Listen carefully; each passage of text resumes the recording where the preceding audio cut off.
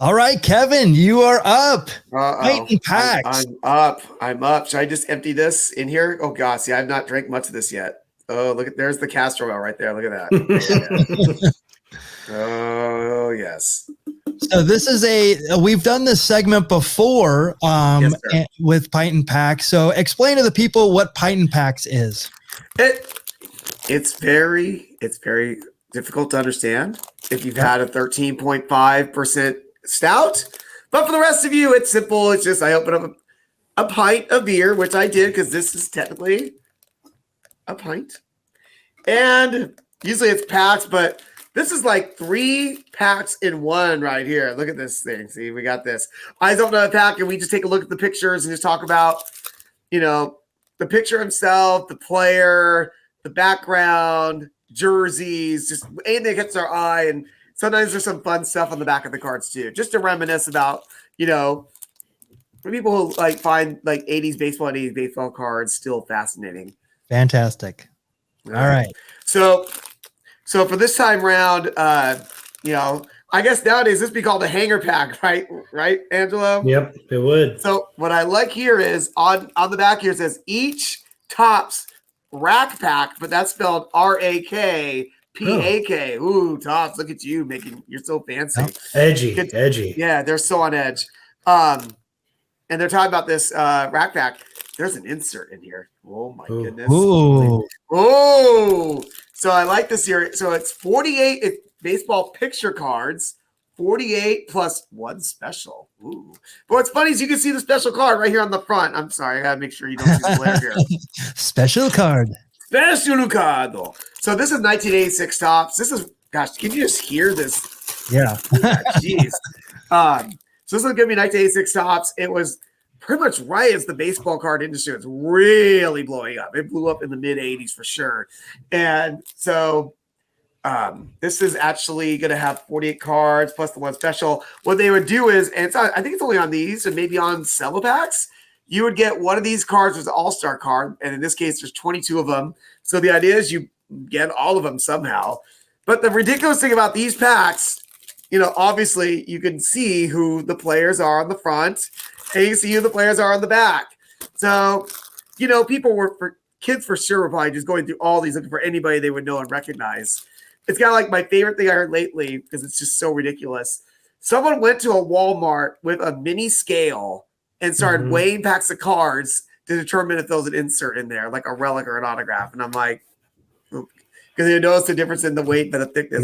That is just so, man, the carnies in the baseball card industry, come on. And another reason why we like opening cards this era too is that it like I said, besides the nostalgia and all that. So, but it's not like these cards are really worth anything anymore. Back in the day, it'd be like, oh my God, I gotta get 100 of these Greg Jeffrey rookie cards of 88 clear or 89, whatever. And you would buy 100 of them for whatever, thinking, all right, we're investing in our future. Unfortunately, so many of these cards are made, they're not really worth very much anymore. You'd have to get a main star and get a PSA graded, which, like the example, for the one Angelo gave me, I had this one from George Brett 87. It's not cheap to get these graded. It depends on, I think it goes by the value of the card. Is that correct, Angelo? Some is by the value on the card, also depending on how quick of a turnaround you want. But yeah. Okay. And even in this set, there's not really any real rookies to look for. I'll mention that while I'm looking this up. The biggest rookie in this is actually Cecil Fielder. And mind you, there's almost 800 cards in this set. That's kind of the crazy part too. So you have 3 little things here. So I'm just going with this one first. I'll save my all-star one for last. And the other guy we mentioned, the most valuable cards would be in what's called the Topps traded set. So, nowadays you can get it'd be the Topps update similar set. Update. Yes. Except for the Topps traded series, it'd be the end of the season, but you can only buy the actual set as a whole. You can't, you wouldn't get them back, so you have to do that. And the other thing that'd be valuable, and Michael, I'm going to test your memory on this. Do you remember the Tiffany cards? I was just going to ask you about that if you were going to make mention of that. Those became the real super valuable ones.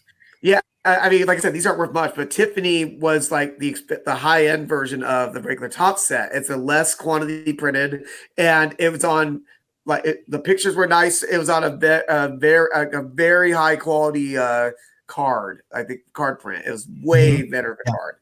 All right, so let's see what we got here. Oh my goodness, already cards are upside down here. So let's start off with an Angel. I definitely remember. Not many people are though. This is Daryl Sconyers. Yes. This guy was stuck behind Rod Carew. He's the Angel started in 81. So he's stuck behind Rod Carew at first base. And then she's like, all right, Rod Carew's retiring. I'm set, right? Nope, 86. Here comes Wally Joyner. That's right. Baseball world by storm there. Wally world. And unfortunately, it just lists his first Major League Grand Slam on the back of the card here. It's just to show you guys the back in case you've never seen these. I probably will read these talking baseballs. Let me just see what we got here. In this case, it has to do with the Angels here. The first player in Angels history to deliver 3 pinch home runs in one season was Joe Adcock during 1966 campaign. So you can see they're not going to be that exciting of talking baseballs. Sounds like something Michael and I would talk about, but not the general public. Yes. I love the 86 design, by the way, too. Yeah. I think which is funny because I don't remember loving it so much when I was a kid, and I don't think a lot of other people did either. Here we go. You want to see a picture of the 1980s? Look at this guy right here. This is Ron Washington. Be sure to admire just the hair. Look at that hair and the cap up and that Twins warm-up jersey. Future Rangers manager. Yep. Yeah, he definitely no fun fact in the back here, but we have our talking baseball. The first player in Twins history to belt 2 home runs on opening day was Gary Gaetti against the Seattle Mariners in April 6th, 82. I don't know if I'm going to read all of these or not. Hopefully I get better ones than this. A guy I'd never heard of, but he looks happy to make a Topps baseball card. This is Ed Jurak. I've never heard of him. If I haven't heard of him, that means something, right? Yeah. And he's a shortstop / third baseman. So I'm trying to remember. I think Carney Lansford was on the Red Sox as third. I don't remember their shortstop. Oh, I'm sorry, Wade Boggs. Duh. And I don't remember who their shortstop was. But yeah, he's not getting much playing time here. Here we go. We can actually read this one. The first pitcher in Red Sox history to achieve a steal of home plate was Red Sox player. Yes, pitcher. Boggs. No pitcher. The first pitcher in Red Sox history to achieve a steal of home plate. Oh, Babe Ruth. There you go. Boom. First, the St. Louis Browns, August 24th, 1918. There we go. I was there for that game. That was a lot of fun. All right. Let's go to pitcher here. Craig Lefferts. That's a pretty good pitcher with the Padres. I want to say the Giants as well. Giants as well, yes. Yeah. What? Okay. I like the first pitcher in Padres history to earn 2 victories in a doubleheader was Bob Miller versus Astros, June 23rd, 1971. That's how deep they're going on these. Like, geez, that's a bit much. All right, we were talking about the Red Sox infield. Let's talk about one of the stars of their infield. He ended up having a great year in 86, making the World Series, and he was probably the star for the Red Sox in the playoffs, Marty Barrett. Yeah.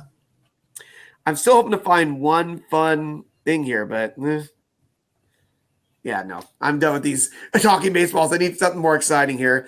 I talked about this guy recently, unfortunately, because of his passing away, but this is the manager of the Kansas City Royals, Dick Hauser, who has an award named after in college baseball for the best college baseball player of the year. So there we go.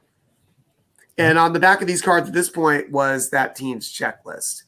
I don't recall if there's a main checklist in this set. We'll find out as we go through here. All right. I don't need to see the rest of this man, what he looks like, but he looks like he is a cool dude. This is Nelson Simmons. Wow. I never heard of this man, but look at that guy. That guy he's the coolest guy in D-Town for sure. Hey, if he had 1 year, he got to keep that sweet satin jacket. Yeah. Heck yeah. He looks so cool. He looks really cool. So he's a DH outfielder and just lists it as first and everything. I was hoping we get some more fun facts here. Wow, we're going to have here towards the end of this guy's career. This is Le Grand Orange. Yes. From the Mets, Rusty Staub. There you go. Gosh, thinking of, he looks the opposite of Nelson Simmons here. And just give you an idea of how long he played baseball. There it is right there. Look at all that. Jeez. Wow. My God. This might be the last year of his career. Because I don't remember him getting a World Series ring in 86 in the Mets, so he might have been done at that point. Yeah, I don't think. Yeah. A guy I don't remember as much on the Phillies, but definitely something else on the Pirates. If you get a chance, you just see what this guy looked like when he would pitch. His form was insane. Yeah. This is Kent Colvey. Yes. He was a closer for the Pirates when they won the World Series in the late 70s. He was one of the best firemen in baseball for sure for a while. Yep. He had like 30, like a couple of seasons, like 2 seasons over 30 saves. And like when he would pitch, his elbow was looking like it would literally be like inches off the ground. It's just weird. He had a really interesting windup. All right, going back to the Mets. It's time for an 80s mustache. Are you ready for an 80s mustache? Ready. Here's a great one right here. Manager Davey Johnson. Wow. There you go. Yes. I don't know why his cap's so high. I feel like I need to wear my cap more appropriately. There we go. I'm not all right. Oh, get your beers ready, ladies and gentlemen. We have second baseman Jim Gantner. Nice. And see, look at his cap too. His cap's up. Cheers, Jim Gantner. Oh my goodness, that's not enough. Get your beers ready again. Oh no, I was hoping I wouldn't get a lot of brewers. Here we go. Look at his hat. Nice. Ben Ogilvy. Ben Ogilvy, who and it's funny, I remember this off the top of my head. He was a really good power hitter. He actually won the 82 American League home run crown, I think with 39. Oh, wow. Let me see if I'm actually right on that. Because God, Rain Man. Jeez. I'm sorry, 41 home runs. 41. Because I remember he beat Reggie Jackson. That's why I remember Ben Ogilvy won the home run title, not Reggie. Because that was Reggie's first year at the Angels, 82. And who beat the Brewers in the World Series that year, Michael Mondragon? That would be the St. Louis Cardinals. There you go. Actually, the Brewers should have beat him that year, if in all honesty, but the Cardinals won in 7.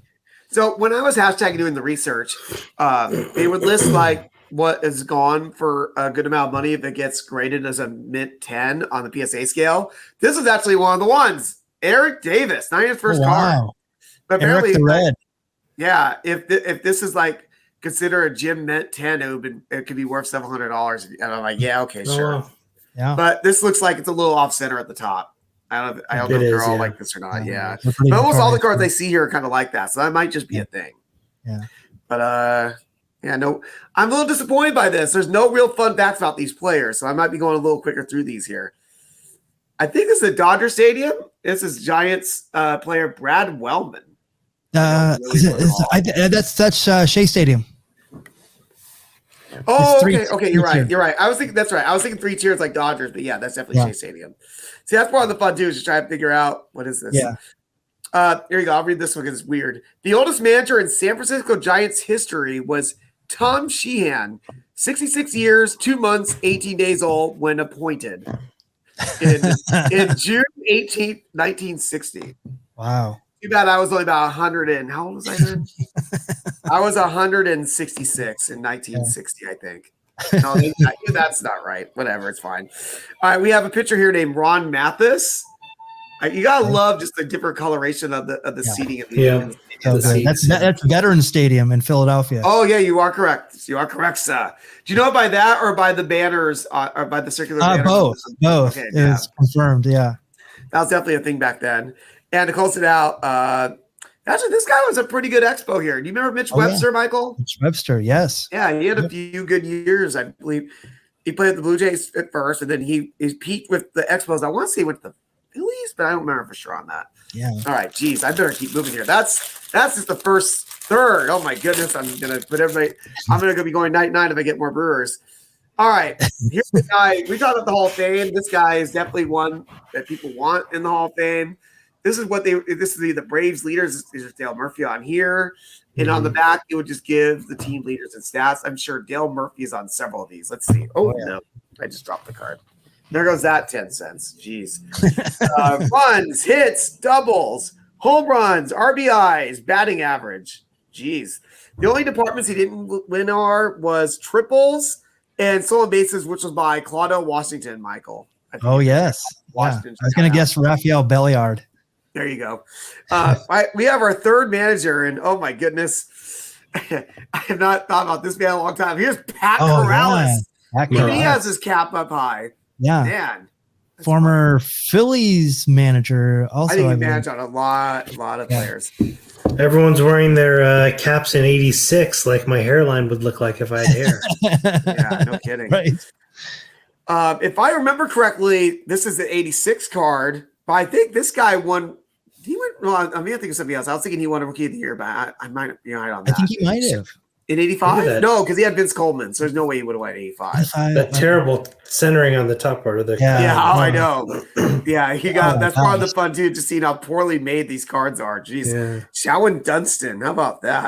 Gosh. But he was actually a pretty good player for a few years there. Yeah, for sure. Let's see. I have a Giants pitcher here named Mark Davis. I don't know if this is the same Mark Davis who ended up being a pretty good closer later. I don't remember for sure if that's the same. I don't think it is, but yeah, I don't think it is. See, and again, I get fun Giants facts like this. The first native San Franciscan ever to play for the San Francisco Giants was third baseman Alan Gallagher during 1970. So it took like 15 years of being in San Francisco for a guy from San Francisco to be on the Giants. All right. Here's a veteran here, although I can't tell how old he is here because this picture's not the best. He got his cap behind his face. Mike Morgan. I remember him being on the Dodgers. Yeah. Actually, okay, so this is weird. Look at this timeline here. 78, 79 A's, 82 Yankees, 83 Blue Jays, 85 Mariners. Jeez, but I remember him mostly as a Dodger. Yes. All right, we have our Red Sox leaders here. Michael Mondragon, who is that? Come on. That is Dwight Evans. Good job. Dwight Evans led the team in runs, hits, home runs, and that's it. Wow, Jim Rice is not anywhere on here at all. All right. Let's see here. Gosh, I'm going to get all my managers in here. There's a guy, I don't even remember this guy, Jim Fry. Fry, yeah. Fry. Let's go full Chicago here. Fry. He's side-eyeing me. He doesn't like that joke. Yeah, by the way, Ferris Bueller, I think that was a movie in 1986. I've never seen it in the theater when it came out. You probably did too. Well, I'm like, I would say, I don't know if it's my prerogative to get this card, but here it is. There's my next bad joke. Well, Bobby Brown. I was trying to think of what song I wanted to use because I couldn't think of one for every little step you make. So I was like, let me just go my prerogative. It's my prerogative to get a Bobby Brown card, make that really bad joke from an 86 Padres guy. I've never heard of this guy, but he was playing ball for, he actually had a year where he stole like 20, 2 or 3 years where he stole over 25 bases. So yes, he's been on the mic for a long, long time and guaranteed to bust a stupid rhyme. There you go. Thank you very much. A guy here who I don't think busted many rhymes out there. This is from the Expos, Randy St. Clair. I don't think there's much coming from this guy. Yeah, no kidding. There's a vet. There is a vet. And what's funny is see on this one, they listed all his minor league years. Because I don't know if you can see here, said he made his major league debut in 84, but look at all that time he spent in the minor leagues. Oh my gosh. Yes. All right. Let's see here. This is my favorite picture so far because it's just like, this is the best picture they get of Danny Walling. Like, why? Why? They just jumped on the field, took the picture, and ran back in the stands. I mean, he's just in the dugout. I was like, yeah, exactly. Right. Hey, I need Denny. Man, I'm done. That's what they picked. Sorry, Denny. Denny.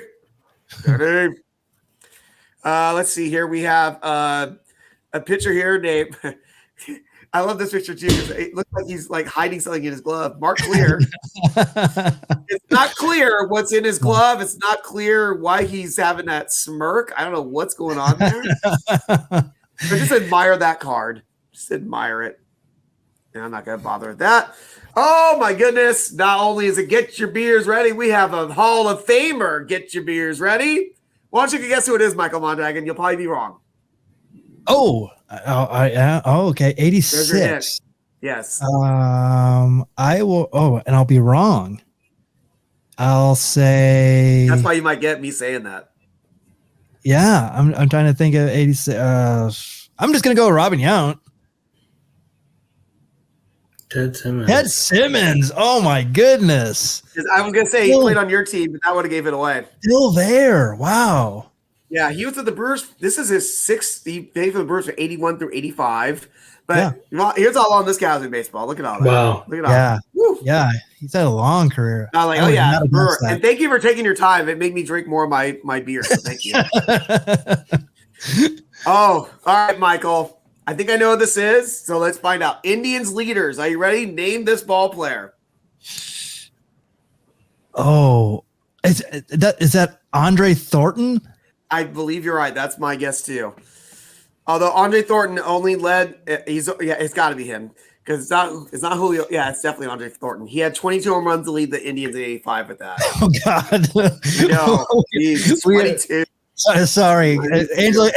As good as you are in current stuff, this is our wheelhouse right here. Oh, for sure. Get your caps up higher because here comes Luis de Leon. Look at that cap. Oh wow! Oh my goodness! I don't think that hat could go any lower here. Oh my gosh! I can't go much higher. I want to at least keep my Leo Mudhens logo showing. Luis de Leon. I'm really bummed I don't get any fun facts of these players. That really started in the '87 set, I guess. Then we have a Yankee here. I believe he played also on the White Sox. Dan Pasqua. Oh wow! You remember Dan Pasqua, that right? A deep cut, yeah. He's actually a pretty good player though for a couple of years, though, if I remember right, with the White Sox. All right, here we have a guy from your team. Why don't you tell me about Mike Jorgensen? Yes, Mike Jorgensen, former Met. I think he came over. I want to say, my gosh, him and Neil Allen came over in a trade for. He might have come over in the Keith Hernandez trade potentially. Okay, look at the back of this card. Yeah, he's had a very long career. His rookie year in the major leagues was 60. Gosh, I can't even read this. I think 68 with the Mets. This is 1986. He played with the Mets, the Expos, the A's, the Rangers, the Mets again, the Braves, and the Cardinals. Yeah. Not bad. Not really a full-time player. He only, it looks like, but hey, he made it. Give him that. And to finish out the second third of our pack here, he's got a good grip on it. Ricky Adams. There you go. From the Giants. Okay. Yeah, to make that play, which again, I don't really know who he is. That's at Jack Murphy Stadium, that picture. Oh. You could tell that just by the bar. Yes, just by the railing on top. Are you sure it's not Candlestick? Because that might be clear because I thought the fence was kind of clear at Candlestick. No, they're wearing grays, so it's yeah. They did the chain link fence and there was a spot behind it. Right. All right. Let's see what we got here.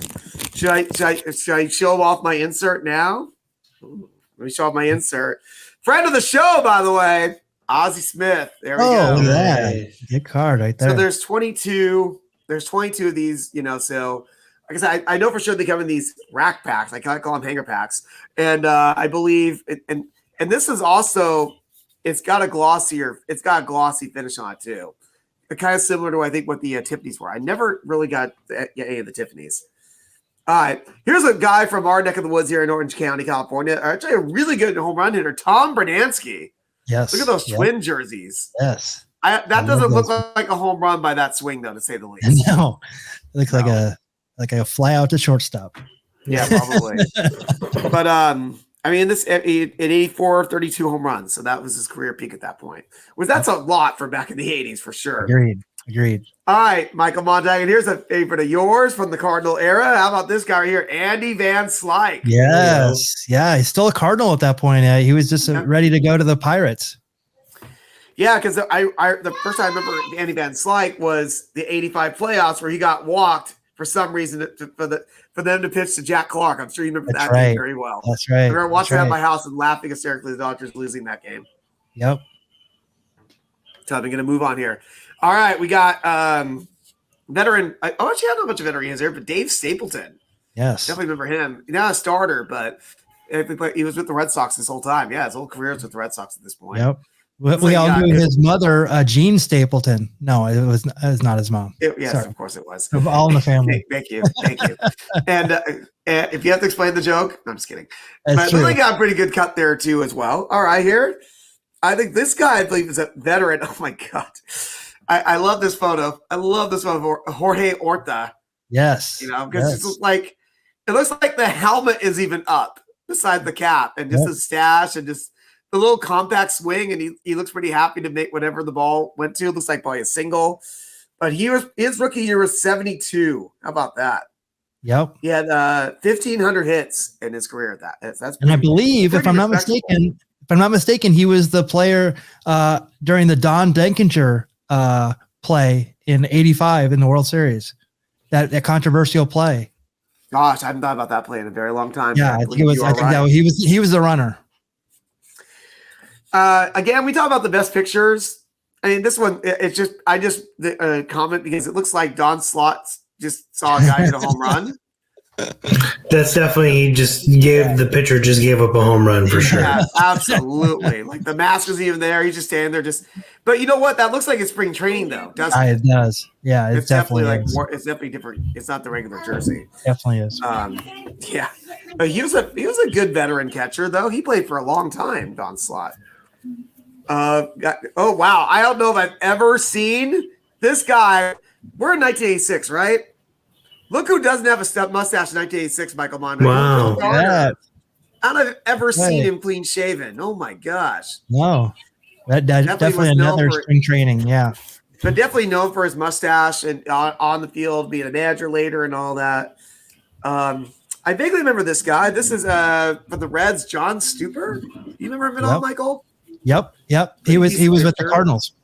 Oh, that's where I remember him from. All right. Yeah. Here is a guy who could be considered, potentially a Hall of Famer someday, but he had a hell of a career. Here's on the Indians, though. Joe Carter. Look at that hair, too. That's like young Joe Carter. Yes. Very young Joe Carter. Watch them all, Joe. You'll never hit one bigger. That's right. Yeah, because his first year in the major leagues is 83 at the Cubs. I don't remember how he went I forgot he came up with the Cubs. Mm-hmm. The Indians, and of course, the Blue Jays. Right. Up now, speaking of the Cubs and the Hall of Fame, it's Cooperstown. Here's the quintessential Cub of this era, Mr. Ryan Sandberg. That's it. Whoa. And all these spring training photos. It's interesting. They have the whole season to do this, but they're getting all the photos in spring training. Like even that Denny Walling card of him in the dugout, that looks like a spring training dugout. It's kind of funny. Definitely. All right. You know, I love this. Here's the weird fun fact. Ryan's first Topps card was 1983, number 83. I love they had to mention that. Yeah. Like that's the best fun fact I've had here. Like I said, I was kind of over this talking baseball thing. All right, from the White Sox here, we have another veteran, Scott Fletcher. I love those warm up jerseys. It's like this is batting practice, right? It's got to be. Mm-hmm. Interesting. All right. Oh, we have here we go. Now you want another good 80s mustache and a guy who definitely known to be a clown in baseball and definitely a career after baseball as a coach, Rick Dempsey. Yes. You know, I think I had a pretty good swing there. Not known for his offense, but definitely a heck of a defensive catcher. All right. It looks like a not very happy Bill Doran. You know, again, the best photo you can get. These Astros guys, the Astros are not getting very good photos here of their players. But again, cap up. Yes. I didn't know that was such a thing in the 80s, but there you go. But he is a pretty good infielder for them as well. Another manager, Michael Mondragon. And it looks like he could be your friendly grandpa, your Wilford Brimley. Here you go, Dick Williams. Yes, Dick Williams. I love it. Yes. Was that old man on the porch telling the kids to skedaddle? Stop playing Peppa. You're going to hurt somebody. I didn't know this guy was still playing baseball, but hey, we had part of the big red machine right here, Michael Mondragon. We have Dave Concepcion. Yes. He started with the Reds in 1970. Look at that. Reds, just from the top to the bottom. Wow. Goodness. His first Topps card was 1971, number 14 for you collectors out there. I got a few cards left here. Let's finish this off here. We have, at first you'd be like, is the card for the guy sliding into him, or is it for the sketcher, Glenn Brummer? Yes, I remember Glenn Brummer. Yeah. No idea. It's Don Slott's backup. Honestly. Yes. You have Don Slaughter. This is his backup. Yep. I love that picture. It's a great action photo there. I don't know who that is sliding into him. It's a Yankee number 20. I don't know offhand who that is. All right. We have shortstop and probably someone out here in WWF going from, let's see, where's he from? From San Pedro de Macorís, Dominican Republic. In the corner of my left, weighing in 220 pounds, Manny Lee. And you get squashed by like Don Morocco or something like that. Exactly. Yeah. Magnificent Morocco, excuse me. And to finish it off, a hero. This is it. This 1986 card. It'd be his year, 1986. I think he actually won the World Series MVP. Did he not? Or am I mixing it up here? Oh, I don't know if he was a hero for the 86 Mets. This is Ray Lopez. This is Ray Lopez. I'm gonna go with the Jim Rome joke here. So Ray Knight was a great player. Yeah, he's also known for being married to Nancy Lopez, who was considered maybe the greatest female golfer of all time. Yeah. And so, my gosh, that was a lot of cards. I'm sorry that seemed to take all night. But look at this. I'm still on my first one. Rats. I feel like I should chug this. No. But that Pint and Packs. Thanks for hanging out, looking at some old 86 cards, reminiscing, just having a good chat. Cheers, everyone.